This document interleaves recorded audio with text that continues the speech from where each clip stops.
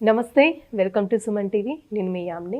ప్రస్తుతం మనతో ఉన్నారు ప్రముఖ ఆధ్యాత్మికవేత్త, జ్యోతిషరత్న శ్రీమతి కోనాల భాగ్యలక్ష్మి రెడ్డి గారు ఉన్నారు. అమ్మతో మాట్లాడి మనకున్న సందేహాలను అడిగి తెలుసుకుందాం. నమస్తే అమ్మా. నమస్తే అమ్మా. అమ్మ, మీరు ప్రతి నెల అయితే 12 రాశుల గురించి తెలియచేస్తారు, వాళ్ళకి సంబంధించిన పరిహారం కూడా తెలియచేస్తారు. కాబట్టి ఈ ఆగస్టు నెలలో అసలు ఏ విధంగా ఉంటుందమ్మా? ఆగస్టు నెల అంటేనే శ్రావణ మాసం. శ్రావణ మాసంలో ఏ విధంగా ఉంటుంది? ద్వాదశ రాశుల వారికి చాలా ఆనందంగా వాళ్ళకి జరిగేటటువంటి శుభ పరిణామాల గురించి మనం ద్వాదశ రాశుల వారికి చెప్పుకుందాం.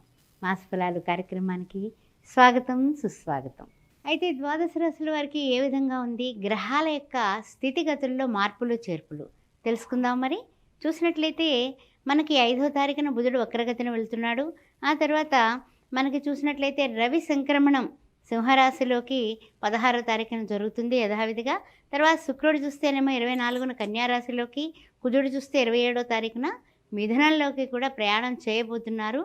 ఈ మాసంలో అంటే ఈ శ్రావణ మాసంలో ముఖ్యంగా 1/8/2024 నుంచి 31/8/2024 వరకు ఈ యొక్క మాస ఫలాలు కార్యక్రమంలో ఇవి విశేషాలు ఏ విధంగా ఉండబోతున్నాయి ద్వాదశ రాశుల వారికి అనే విషయాల్ని చాలా చక్కగా మనము అందరికీ కూడా తెలుసుకుని అందరికీ చెప్పుకుందాం. ఇప్పుడు ఆగస్టు నెలలో తులారాశి వారికి ఏ విధంగా ఉంటుంది అసలు? తులారాశిలో ఉన్నటువంటి చిత్తా నక్షత్రం 3-4 పదాలు, స్వాతి నక్షత్రం, విశాఖ, ప్రథమ, ద్వితీయ, తృతీయ ఏ విధంగా ఉంటుందయ్యా అనే విషయాన్ని మనం ఆలోచించినట్లయితే చూసినట్లయితే మనకి కేతువు చూస్తే ద్వాదశంలో కనపడుతున్నాడు ఈ తులారాశి వారికి. అయితే మనకి ముఖ్యంగా చూసినట్లయితే కనుక 6th హౌస్లో రాహు కనిపిస్తున్నాడు. కాబట్టి వీళ్ళకి విదేశీయాన ప్రయత్నాలు కానీ విదేశీ సంబంధాలు కుదరడం కానీ జరిగే సూచనలు ఉన్నాయి. ఆ విధంగా ప్రయత్నం చేసుకోవచ్చు. బీ హ్యాపీగా. అందులో శ్రావణ మాసం వచ్చేస్తుంది అంటే మనం ఇంకా పెళ్లి ప్రయత్నాలు అయితే బ్రహ్మాండంగా విజృంభిస్తాం. కాబట్టి ఆ విధానంగా మీరు చేసుకోండి, తప్పనిసరిగా సక్సెస్ అవుతారు. అదేవిధంగా ఈ అష్టమ కుజుడు కూడా మారబోతున్నాడు, మిథునంలోకి వెళ్ళబోతున్నాడు. కాబట్టి నెలాఖరికి ఇంకా అద్భుతమైనటువంటి వీళ్ళు బ్రహ్మాండమైనటువంటి శుభ సూచనలు ఎక్కువ కనపడతాయి. శుభకార్యాల్లో పాల్గొనడం కానీ, పెళ్ళిళ్ళు చేయడం కానీ నెలాఖరు అంటే ఏమిటంటే కాస్త ఇంచుమించు మనకి ఈ యొక్క కుజుడు మార్పు 27వ తారీఖున జరుగుతుంది. కాబట్టి 27 తర్వాత పెళ్ళిళ్ళు కానీ లేకపోతే జీవిత భాగస్వామితో ఏమన్నా చిన్న చిన్న కోట్లాట్లు కానీ, మాట పట్టింపులు కానీ, మూతి ముడుపులు కానీ ఉన్నాయనుకోండి, అప్పుడు ఆ తర్వాత ఇద్దరు కలిసిపోతారు. వీళ్ళేనా అని అనుకుంటాం అన్నమాట మనం. అంత మంచిగా ఉంటారు. అలాంటి పరిస్థితులు కూడా ఉన్నాయి. అయితే ఏంటంటే అనుకూలత అయితే బ్రహ్మాండంగా ఉంది. ఆ అనుకూలతలు అయితే రవి బాగున్నాడు, శుక్రుడు బాగున్నాడు, బుధుడు బాగున్నాడు, ఈ రాహు సంచారం బాగుంది. ఇన్ని అనుకూలతలు తులారాశి వారికి వచ్చి పడిపోయాయి. అర్థమైందా మీకు? అయితే ఏంటంటే ప్రతిదానికి ఏకాగ్రత కావాలి. సంకల్పం చేశాము కరెక్టే, దానికోసం ఏకాగ్రతగా మనం ప్రయత్నం చేయాలి కదా. ఒక మంత్రం మనం ఉచ్చరించాలి. ఓం ధ్రాం దత్తాత్రేయాయ నమః అని ఉంది, గురుబలం పెరగాలంటే. ఎందుకంటే ఈ తులారాశి వారికి అష్టమంలో గురుడు ఉన్నాడు. కాబట్టి దాన్ని మీరు ఏకాగ్రతతో పరిపఠించండి. ఎవరితో మాట్లాడుతున్నా, ఏం చూస్తున్నా, ఎక్కడికి వెడుతున్నా ఓం ధ్రాం దత్తాత్రేయాయ నమః అని మనసులో మీకు వెళ్ళిపోవాలంతే. లేదా ఓం శ్రీ సాయిరాం అనుకోండి అంతే.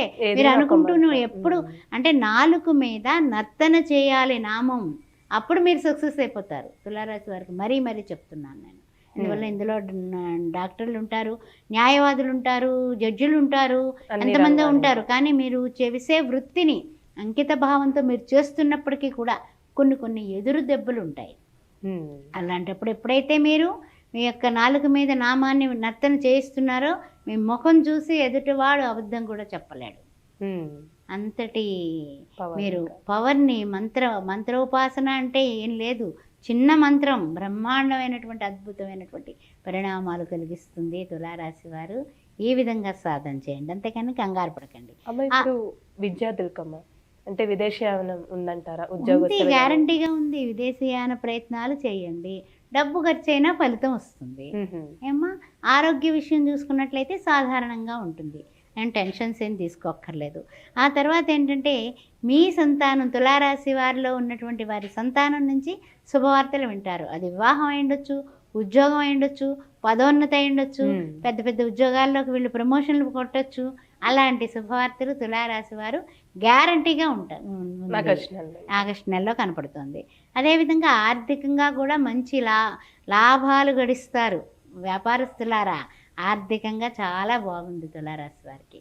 అదేవిధంగా నిరుద్యోగులకి ఉద్యోగాలు వచ్చేటటువంటి శుభవార్తలు వినేటటువంటి అవకాశాలు దండిగా మెండుగా నిండుగా ఉన్నాయి.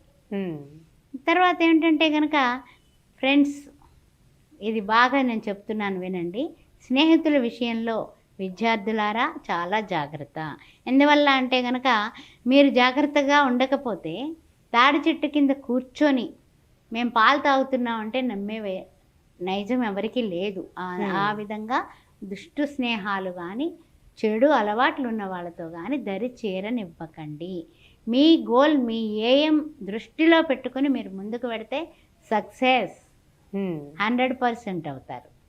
అమ్మ, ఇప్పుడు కోర్టు సమస్యలు ఉన్న వాళ్ళకి కూడా ఏ విధంగా ఉంటుందంటారు? కోర్టు సమస్యలు ఉన్న వాళ్ళకి కూడానమ్మా అది నేను చెప్పేది ఏంటంటే కనుక ఏదో ఒక మీ ఇంటి దైవం ఎవరైతే ఉన్నారో వాళ్ళని ఉపాసించి మీరు బయలుదేరినట్టయితే అవి కూడా చిక్కులన్నీ కూడా ఈ మాసం చాలా బాగున్నట్టే లెక్క.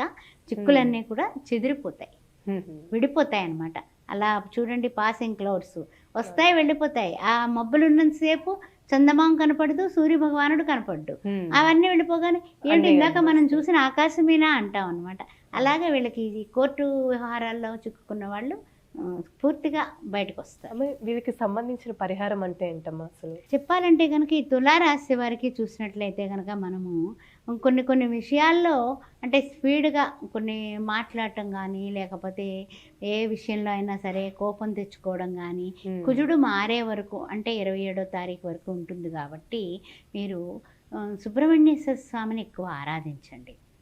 ఓం సాం శరవణ భవ సుబ్రహ్మణ్యం సుబ్రహ్మణ్యం షణ్ముఖనాథ సుబ్రహ్మణ్యం సుబ్రహ్మణ్యం మాం పాహి సాయినాథ మాం పాహి అని గురువుని, ఈ యొక్క కుజుణ్ణి ఇద్దరిని కూడా సమతుల్యతతో మీరు పూజించినట్లయితే ఓం ద్రాం దత్తాత్రేయాయ నమః ఆ మంత్రాన్ని విడిచిపెట్టకండి.